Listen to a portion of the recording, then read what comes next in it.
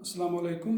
आज का जो टॉपिक मैंने चूज़ किया है वो है इंटरफेरेंस ऑफ लाइट, और इसको हम ये भी बोलते हैं Young's double slit experiment.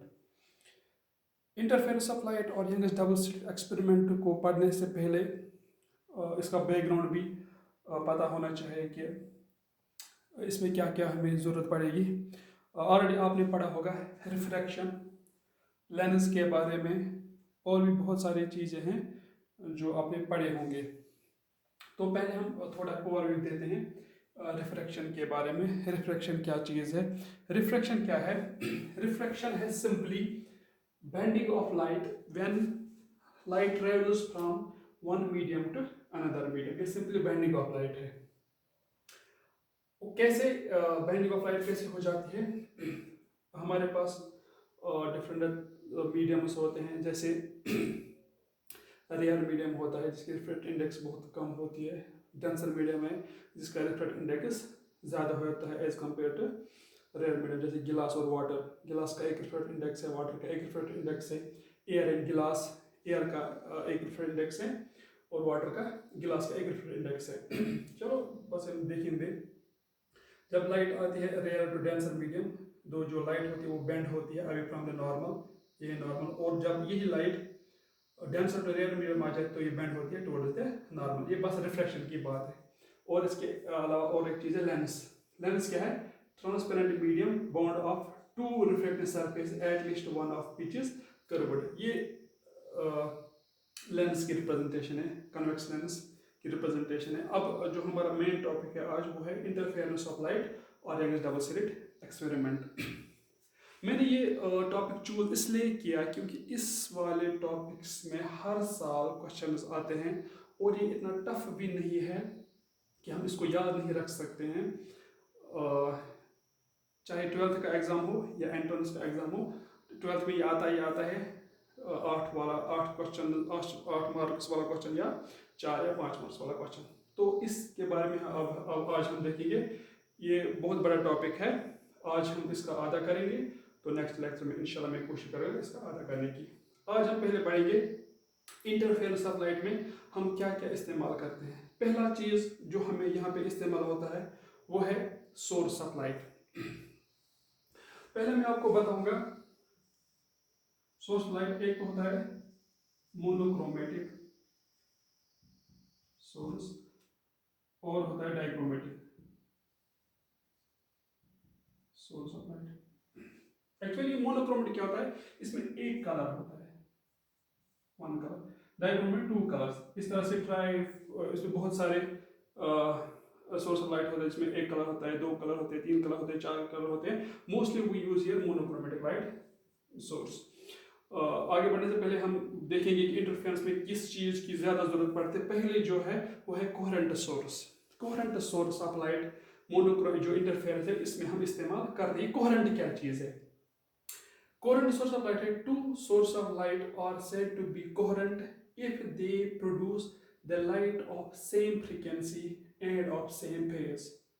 Coherent source वो सोर्स ऑफ लाइट होती है जब लाइट निकलती है उसमें क्या होना चाहिए? सेम फ्रीक्वेंसी होनी चाहिए और सेम फेज होना चाहिए, या कांस्टेंट फेज डिफरेंस। और that is constant phase difference का मतलब क्या है? Phase difference does not change with time, यानी जो डेल्टा फाई है फेज डिफरेंस वो टाइम के साथ वेरी नहीं होना चाहिए। अब ये कब पॉसिबल है? टू कोहेरेंट सोर्स कब पॉसिबल है? टू कोहेरेंट सोर्सेस कब पॉसिबल है? Two individual source of light can never be coherent. हाँ, ये भी मसला है कि हमें क्या होना चाहिए कोहेरेंट सोर्स ऑफ लाइट में? Same frequency, same phase. अगर हमारे पास टू सोर्स ऑफ लाइट होंगे, ये एक सोर्स ऑफ लाइट है, ये एक सोर्स ऑफ लाइट है, यहाँ से भी लाइट आ जाएगी, यहाँ से लाइट आएगी, और ये पॉसिबल ही नहीं है कि दो सोर्स ऑफ लाइट कोहेरेंट होंगे। इसमें भी सेम फेज होगा, इसमें भी सेम फ्रीक्वेंसी होगी, इसमें भी सेम, ये पॉसिबल नहीं है। अब ये कैसे पॉसिबल बनता है? But can be derived from single source of light. हाँ, अब हम कोहेरेंट सोर्स ऑफ लाइट कैसे बनाएंगे? कोहेरेंट सोर्स हम ऐसे बनाएंगे, हमारे पास एक सिंगल सोर्स है, यानी कि ये सोर्स ऑफ लाइट है, ये लाइट देता है, ये लाइट एक ही है, इसमें फ्रीक्वेंसी भी सेम है और फेज भी सेम है। अब यहाँ पे हम कुछ ऐसी चीज़ लगाएंगे, जैसे हम स्लिट का इस्तेमाल करते हैं, हम यहाँ पे स्लिट लगाएंगे, फिर यहाँ से एक होल करेंगे, यहाँ से एक होल करेंगे, और जो ये यहाँ से लाइट आ जाएगी, ये अलग लाइट आ जाएगी, अलग लाइट, लेकिन सोर्स ऑफ लाइट का एक है। तो ये वाली लाइट इसमें सेम फ्रीक्वेंसी होगी और सेम फेज होगा। तो इस वाले को हम कह सकते हैं कि ये सोर्स ऑफ लाइट है, ये है कोहेरेंट सोर्स ऑफ लाइट। ये कोहेरेंट सोर्स कब बना सकते हैं? The coherent source of light can be derived from single source by use of slit। Single source का यूज करके स्लिट लगा के जो हमें लाइट मिलती है वो कोहेरेंट सोर्स ऑफ लाइट होगी। और एक चीज इसमें इस्तेमाल हम करते हैं वो है सुपरपोजिशन प्रिंसिपल। कोहेरेंट सोर्स के अलावा हम और एक चीज इसमें इस्तेमाल करते हैं वो है सुपरपोजिशन प्रिंसिपल। ये सुपरपोजिशन प्रिंसिपल क्या है ये हम बहुत बार पढ़ेंगे। यहाँ पे इसको हम ऐसे पढ़ेंगे, अगर हमारे पास नंबर ऑफ वेव्स होंगी, जैसे y1 wave, y2 wave, y3 wave, so on to yn wave, तो इन वेव्स का सुपरपोजिशन करके, इन वेव्स का एडिशन करके जो हमें इक्विवेलेंट वेव निकलती वो निकलती है y1 plus y2 plus y3 plus so on to, इसको बोलते हैं सुपरपोजिशन प्रिंसिपल। या हम सिंपली कह सकते हैं कि सिंपली एडिशन ऑफ वेव्स, जो इक्विवेलेंट वेव हमें निकलती है उसको बोलते हैं सुपरपोजिशन प्रिंसिपल। इसमें इसका हम इस्तेमाल करते हैं। एक क्या होना चाहिए? Coherent source of light. दूसरा हमें इसमें इस्तेमाल होता है वो है सुपरपोजिशन प्रिंसिपल। ये दो चीज इसमें इंपॉर्टेंट है। अब जो मेन टॉपिक है हमारा इंटरफेरेंस। इंटरफेरेंस क्या चीज है ये आपने याद रखा है कि इसमें क्या क्या जरूरत पड़ती है। एक तो कोहेरेंट सोर्स ऑफ लाइट और सुपरपोजिशन का इस्तेमाल करेंगे हम। बाकी आपने पढ़ा होगा रिफ्लेक्शन, और रिफ्लेक्शन क्या है और लुमिनेसेंस क्या है, और हम इसमें इस्तेमाल करते हैं मोनोक्रोमेटिक सोर्स ऑफ लाइट। अब इसमें एक और चीज इंपॉर्टेंट है वो है इंटरफेरेंस। एक्चुअली जो हमारा टॉपिक है यंग डबल स्लिट एक्सपेरिमेंट, तो जो इसमें हम यूज करते हैं इंटरफेरेंस। इंटरफेरेंस क्या है? The phenomena of redistribution of light energy in a medium due to superposition of light waves from two coherent sources of light is called interference। Interference क्या चीज है?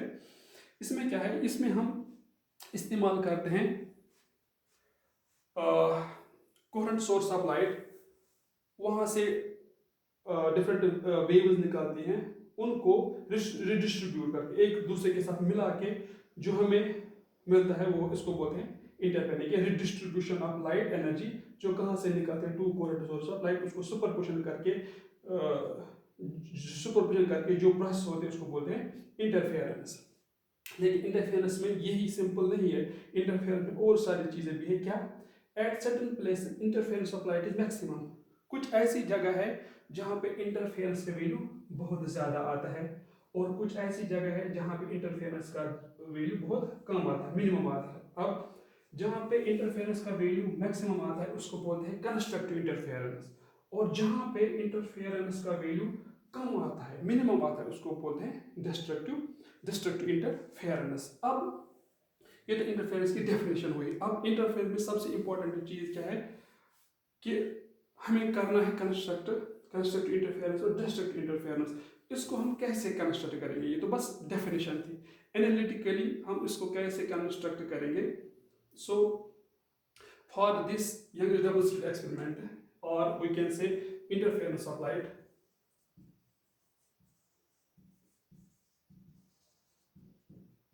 हमें क्या इसमें इस्तेमाल करना है?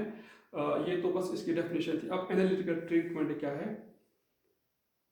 इससे पहले हम कुछ कंडीशंस पढ़ेंगे जो इंटरफेरेंस के लिए या यंग डबल स्लिट एक्सपेरिमेंट के लिए इंपॉर्टेंट है। क्या? कुछ कंडीशंस के लिए पहली कंडीशन यह है कि for getting interference the two source must be coherent. पहला क्या है? To sources must be coherent. मैंने भी आपको बोला कोहेरेंट क्या है। कोहेरेंट वो है जहां पे टू सोर्स ऑफ लाइट्स होंगे जिसका सेम फेज होगा और सेम फ्रीक्वेंसी होगी, या फेज डिफरेंस कांस्टेंट होना चाहिए, यानी कि फेज डिफरेंस चेंज नहीं होना चाहिए विथ रिस्पेक्ट टू टाइम। दूसरा क्या है, मोनोक्रोमेटिक। मोनोक्रोमेटिक होने चाहिए। तीसरा क्या है, amplitude of two waves must be equal. तीसरा है amplitude of two waves must be equal और नियरली इक्वल। ये तीन कंडीशन है जो हम इस्तेमाल करते हैं इंटरफेरेंस ऑफ लाइट और यंग डबल स्लिट एक्सपेरिमेंट में। क्या, two source of light must be coherent, monochromatic होनी चाहिए, एम्पलीट्यूड ऑफ टू वेव्स, जो हम वेव इसमें इस्तेमाल करेंगे वो होनी चाहिए इक्वल या नियरली इक्वल। अब एनालिटिकली हम इसको कैसे शो करेंगे कि इंटरफेरेंस ऑफ लाइट होती है, कहीं पे कंस्ट्रक्टिव होती है और कहीं पे डिस्ट्रक्टिव होती है, वो हम एनालिटिकल ट्रीटमेंट में पढ़ेंगे। क्या, एनालिटिकल ट्रीटमेंट, यानी अब हम इसको शो करेंगे by using mathematics, analytical treatment of interference. Analytically क्या करेंगे हम, consider two coherent source of light. अब हम करेंगे, हमें यूज करना है consider two coherent source of light. Two coherent source of light हम इस्तेमाल करेंगे, जो क्या करेंगे, प्रोड्यूसिंग लाइट वेव्स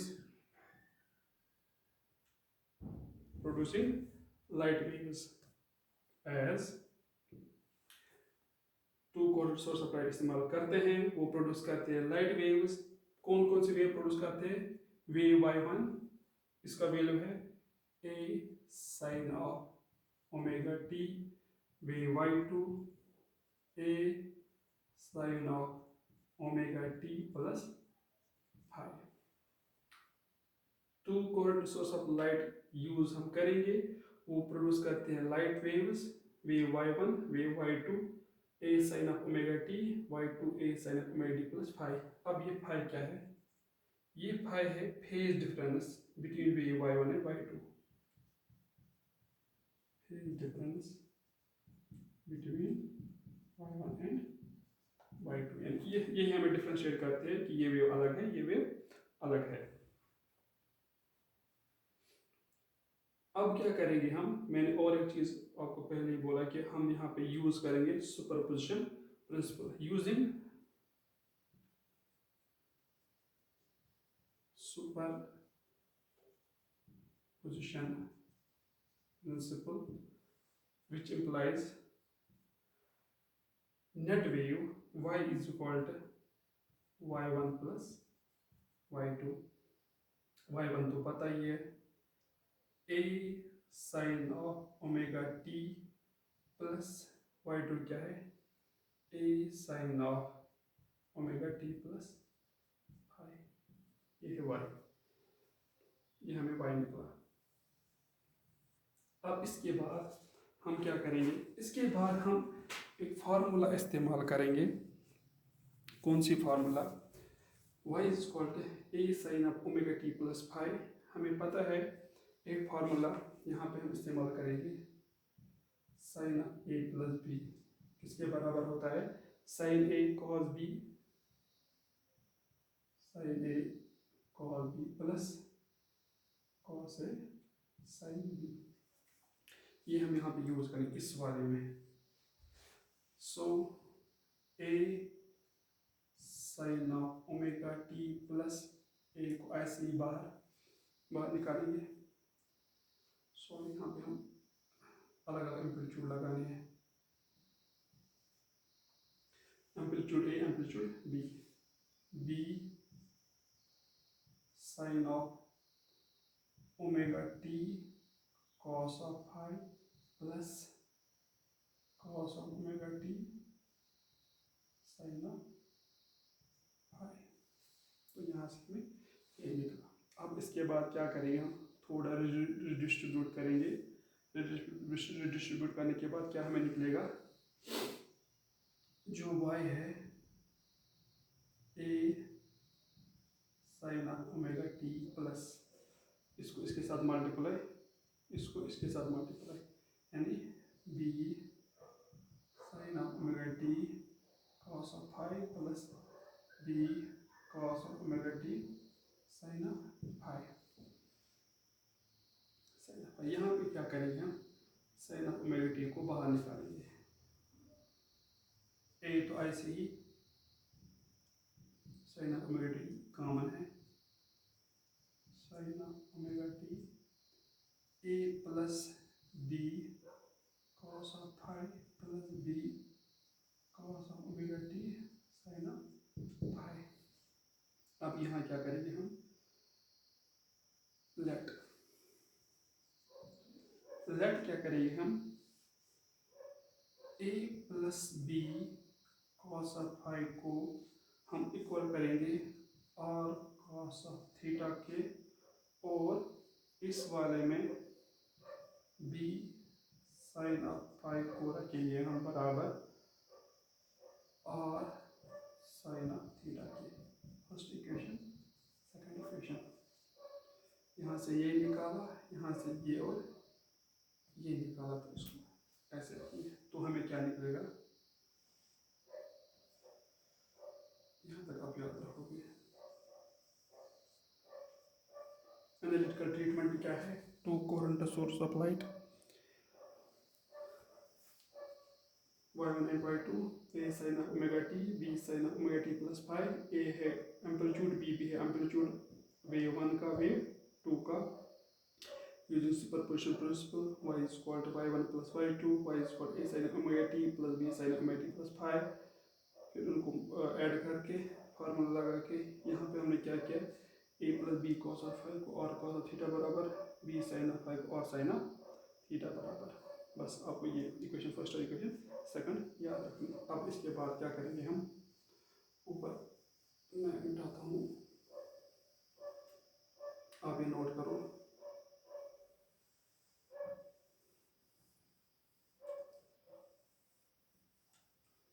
अब यहाँ के बाद हम क्या करते हैं, जो y निकलता है हमें after substituting a plus B sine of omega t और a plus B cos of A बराबर और कॉस ऑफ थीटा, और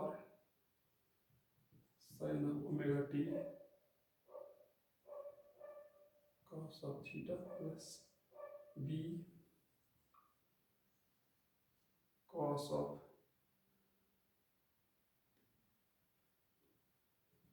और cos of omega t sine of theta. तो ये हमें नेक्स्ट वेव बनेगी y इक्वल और sine omega t cos of theta और cos of omega t sine of theta.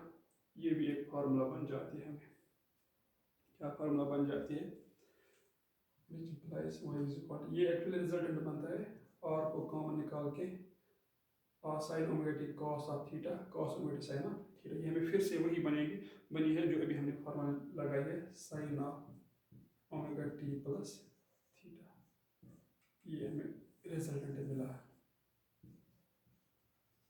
अब इस रिजल्टेंट को देखकर हमें क्या लगा, जो हमें वेव y1 है और वेव y2 है। y1 क्या थी हमारी wave, a sine of omega t, a sine of omega t, y2 क्या थी b sine of omega t plus phi. जो ये रिजल्टेंट वेव है वो क्या निकलती है, वो लीड करती है y1 को, और y और y2 ऑलमोस्ट सेम है, इसका एम्पलीट्यूड r है, इसका एम्पलीट्यूड b है, sin of omega t plus sin of omega t plus phi। That means this is the result which clearly shows y leads y1 and y2 almost remains same। बस यहाँ तक हमें यही निकालना था कि हमें रिजल्टेंट वेव निकालनी है, यानी सुपरपोजिशन करके, तो हमें रिजल्टेंट वेव निकला y स्क्वायर और sin of omega t plus phi। अब इसके बाद क्या करना है हमें, ये आपने लिखा होगा, इसके बाद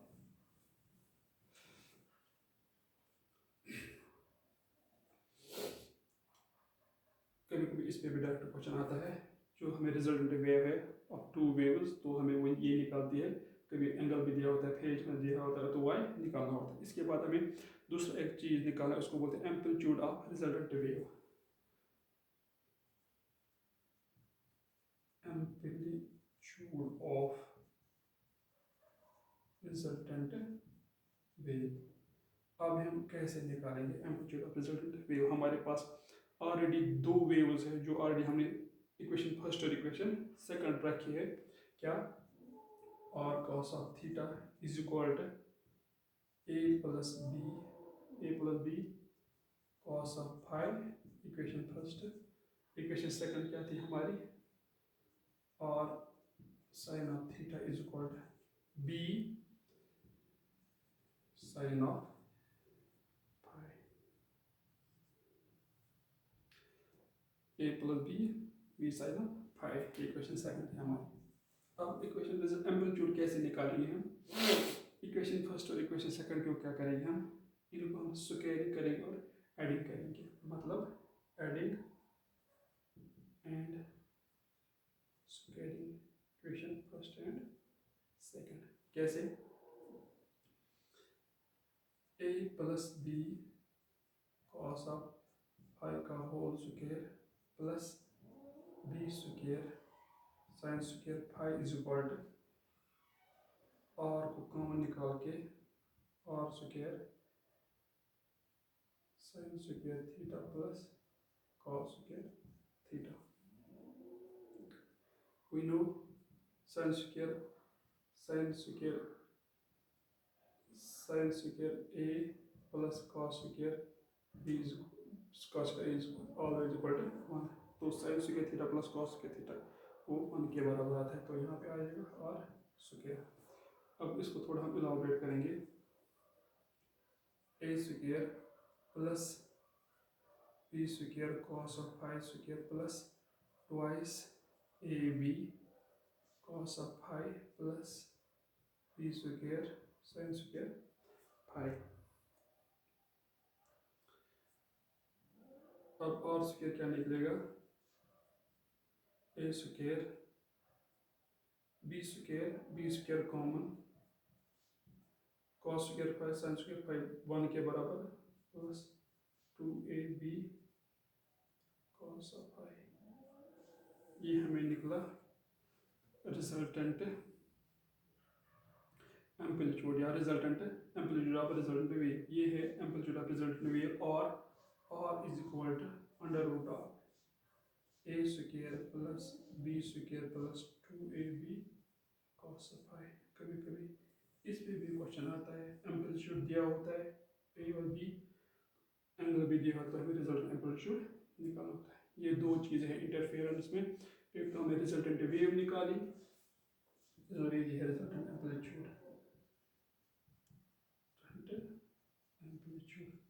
किस पे डिपेंड करता है? Amplitude of wave y1, amplitude of wave y2, और एक फैक्टर है 2ab cos ऑफ phi, ये रिजल्टेंट एम्पलीट्यूड। इसके बाद हमें निकालना है intensity of the resultant wave. Resultant wave ये है, अब इसकी इंटेंसिटी हम निकालेंगे इस एम्पलीट्यूड रिजल्टेंट वेव के बाद। अब क्या निकालेंगे हम? Intensity of resultant wave. Intensity of resultant wave IR। As we know that जो इंटेंसिटी होती है, इंटेंसिटी बराबर होती डायरेक्टली प्रोपोर्शनल होती है amplitude square, a square, which implies I is equal to KA square. ये k क्या है? ये है constantly proportional almost equal to 1, that means I is equal to a square. कभी कभी यहाँ से भी क्वेश्चन आता है, इंटेंसिटी किसके बराबर होते हैं? वो एम्पलीट्यूड स्क्वायर के बराबर होते हैं। अब हमें निकालना है intensity of resultant wave, that is IR, वो होता है बराबर एम्पलीट्यूड स्क्वायर। अब एम्पलीट्यूड क्या है यहाँ पे? Resultant wave R square. As we know amplitude wave हमने अभी निकाला क्या निकाला हमने, I R is equal to A square plus B square plus twice A B cos of phi, twice A B cos of phi intensity in terms of, ये resultant intensity. अब if we want to show intensity individually, तब क्या करेंगे हम, individual intensity IA IB, which implies IR is equal to IA IB square plus twice IA IB cos of theta। ये हमारी intensity of resonant wave in terms of individual intensity। IR is equal to IA IB square, यहाँ पर under root आ जाएगा, that is IA plus IB plus twice under root of IA IB cos of phi। यह है amplitude, यह है intensity, क्योंकि intensity amplitude के proportional की स्क्वायर है, तो यहाँ से क्या आ जाएगा, जो A है वो आ जाएगा अंडर रूट ऑफ I। तभी हम यहाँ पे ए स्क्वायर बदले I A I B twice under of I I B, यहाँ पे ए स्क्वायर है तो तभी हमने आई ए लगाया, यहाँ पे अलग अलग आता है तभी हम under root of I I B cos of five लगाते हैं, विच शोज दैट जो इंटेंसिटी ऑफ रिजल्टेंट वेव है वो होती है बराबर sum of the intensity of individual waves, but there is also one factor we use, उसको बोलते हैं हम interference factor. Interference factor that means कि हम एक फैक्टर इस्तेमाल करते हैं interference factor twice I I B cos five. It is this interference factor, this interference factor is the main where we show that the wave is constructive or destructive. After this we have to show interference whether it is constructive or destructive, whether it is maximum or minimum। अब यहाँ से हमें और एक topic इस्तेमाल मतलब या special case हम कहेंगे, स्पेशल केस है इंटरफेरेंस के, जहाँ हम देख सकते हैं कि इंटरफेरेंस मैक्सिमम है कि मिनिमम है। This is all about interference, इसका पहला पार्ट है। अब हम इसका दूसरा पार्ट देखेंगे जहाँ से हम देखेंगे कि इंटरफेरेंस मैक्सिमम है कि मिनिमम है। Thank you.